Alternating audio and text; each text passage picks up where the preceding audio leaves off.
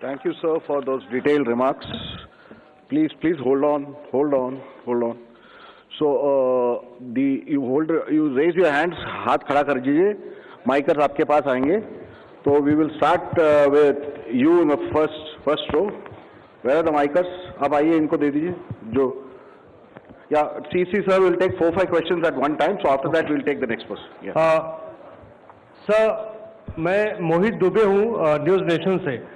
Sir, मेरा सवाल ये है कि आपने 7 चरणों में मतदान ये करवाया है. बहुत बड़ी चुनौती है क्योंकि दुनिया का सबसे बड़ा लोकतंत्र हिंदुस्तान है.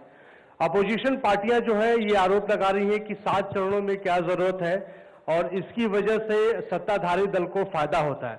और छोटा सा सवाल सर एक और है कि ईवीएम को लेकर लगातार अपोजिशन धरना दे रहा है, सवाल उठा रहा है. आप हमेशा ये कहते रहे कि निष्पक्षता के साथ आप मतदान करवाते रहते हैं ईवीएम के माध्यम से, तो उनके सवाल के बारे में आप क्या जवाब देंगे? आप ये जो लाइट जैकेट पहने हैं सेंटर में, इनको दे दीजिए. जो, हाँ, ये just hold on.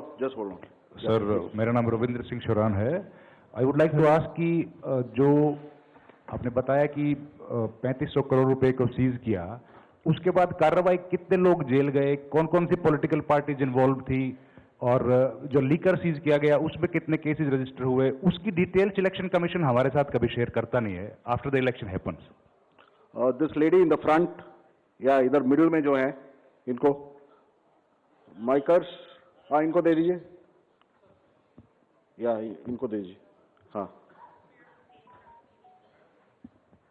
Please switch on your mic.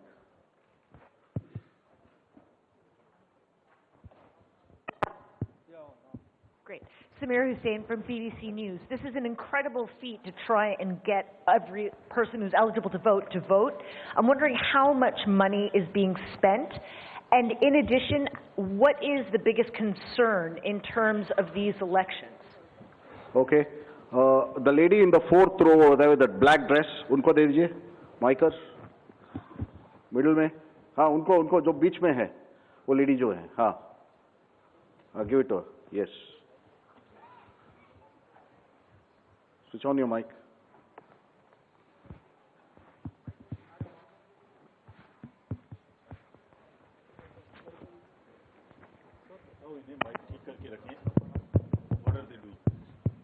Hi, I'm Ashlyn. You said in your speech that... Can you just introduce yourself? I'm Ashlyn Matthew. From? National Herald. Thank you. You had said in your speech that there should be no hate speech. There will be a calibrated approach to code violations. But there have been several complaints against the Prime Minister and Amit Shah, but none of the EC has not taken action against them. But you have taken action against the opposition leaders. So even if you take a calibrated approach, so won't it be the opposition leaders who get picked up more, who will get notice from you more than the ruling party leaders? Yeah, the gentleman in the 2nd row here. Yeah, please. Yeah, mic is live. Hello. Sir, Venkatraman from Dinamala, from Tamil Nadu. Sir, every election you are getting new experience regarding the control of money power. How are you going to control the money power? For example, last election 2019, at Vellore constituency, the candidate Kadir Anand, from his place, crores and crores of rupees money has been recovered from it. But what kind of action has been taken against him? And he's going to be the future candidate from the same constituency. Let me first take the answers of these questions of the first round. First question ये था कि 7 phase में election क्यों, और opposition parties का ये आरोप है कि 7 फेज में होने से लेवल प्लेइंग फील्ड डिस्टर्ब होती है, किसी को फायदा होता है. एक बार कभी पूरी कंट्री का भौगोलिक और ज्योग्राफिक इतिहास और ज्योग्राफिक स्थिति को नजर डाल के देखिए. नदी, नाले, बर्फ, पहाड़, जंगल, गर्मी, सिक्योरिटी फोर्सेस का मूवमेंट कभी सोच के देखिए.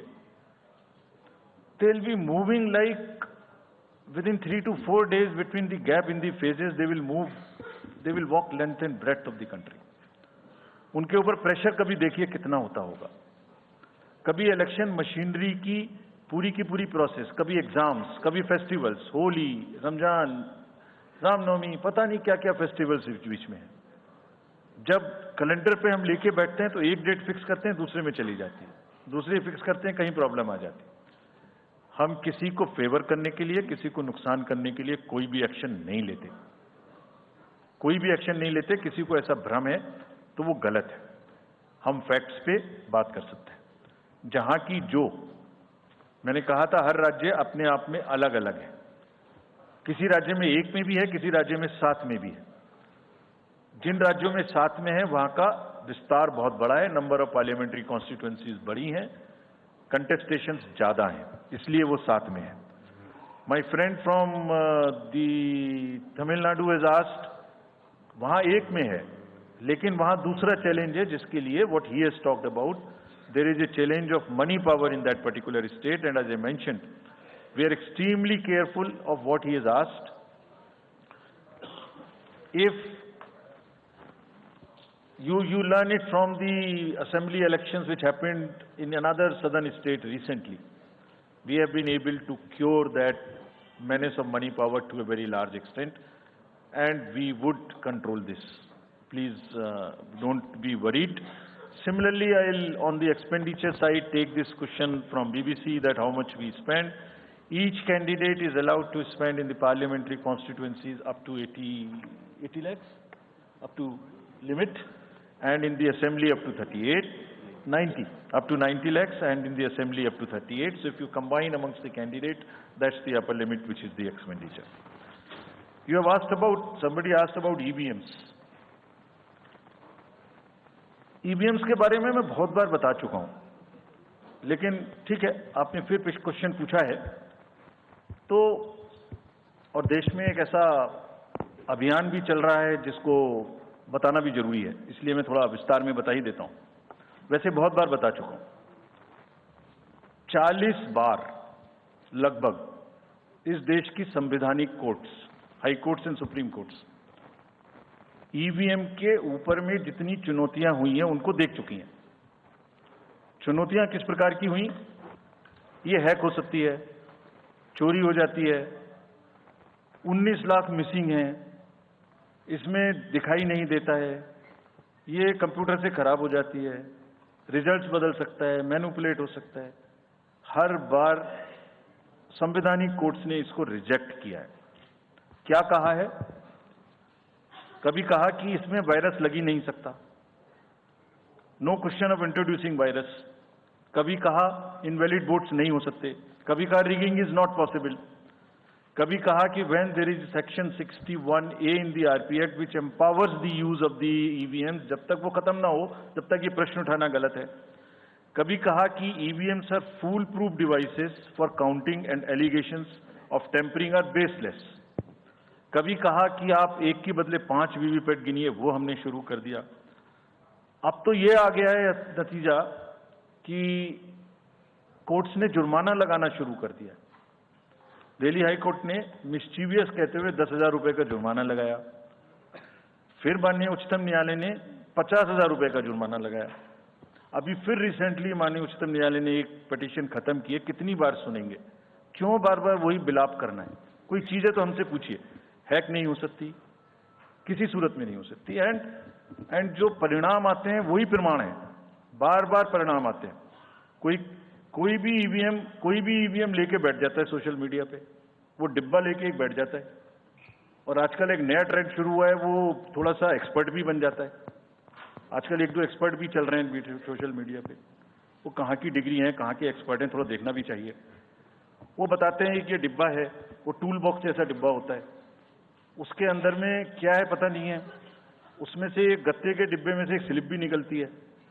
वो धरना भी हो जाता है कि ये स्लिप बदल गई, मैंने यहाँ बटन दबाया था और यहाँ ही गलत निकल गई। भाई आपने क्या दबाया था, किसी को बताया था क्या? क्या निकला, किसी को बताया था क्या?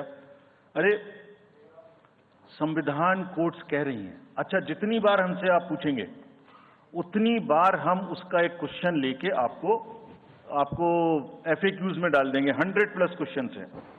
और भाई political parties have come into existence because of the EVMs. There are many smaller political parties which in the age of the ballot papers might have not come into the existence. It was the fairness, and the political parties know in the heart of their hearts. सबको सब EVMs का 3-3 बार mock poll होता है, candidates के सामने में होता है। फिर भी अगर कुछ आप किताब लाए हैं, किसी के पास है क्या? एक हमने किताब भी बनाई है, एक जितने लीगल केसेस 40 केस, देखिए these are 40 cases on EVM. इसमें FAQ भी है, आप सब लीजिए इस किताब को हमसे। इसमें FAQ भी है और इसमें फ्लो चार्ट्स भी हैं। देखिए हमारी वेबसाइट पे है, ये थोड़ा पढ़ने का तो कष्ट करिए, खासतौर से जो एक्सपर्ट महोदय हैं। वो बहुत सारे एक्सपर्ट्स हैं यहाँ, मतलब कंट्री में कोई भी बन जाता है, किसी पे कोई रोक नहीं है। हमने इसमें चार्ट भी लगाया है कि कितनी बार सत्ता में रहने वाली पार्टियां ईवीएम ने बदल दी। तो मुझे भी ईवीएम पे फिर मैं रात सोच रहा था ये प्रश्न तो आएगा जरूर, तो फिर रात को मैंने कुछ लिखा अपने हाथ से, वो फिर आपको सुनाता हूं। अधूरी हसरतों का इल्जाम, अधूरी हसरतों का इल्जाम हर बार हम पर लगाना ठीक नहीं। ये ईवीएम कह रही है, मैं नहीं कह रहा हूं। अधूरी हसरतों का इल्जाम हर बार हम पे लगाना ठीक नहीं। वफा खुद से नहीं होती, खता ईवीएम की कहते हो। और बाद में गोया जब परिणाम आता है तो उस पर कायम भी नहीं रहते, आप ही के पक्ष में रिजल्ट आ जाता है। ये क्या बात है भाई? कितने दिन? EVMs are 100% safe, 100% sure. We know now. In last 2 years, again, we have done large number of improvements. एक EVM की नंबर जो भी किस बूथ पे जाएगी वो कैंडिडेट को दिया जाएगा, इसलिए इसमें कोई प्रॉब्लम नहीं है। नाउ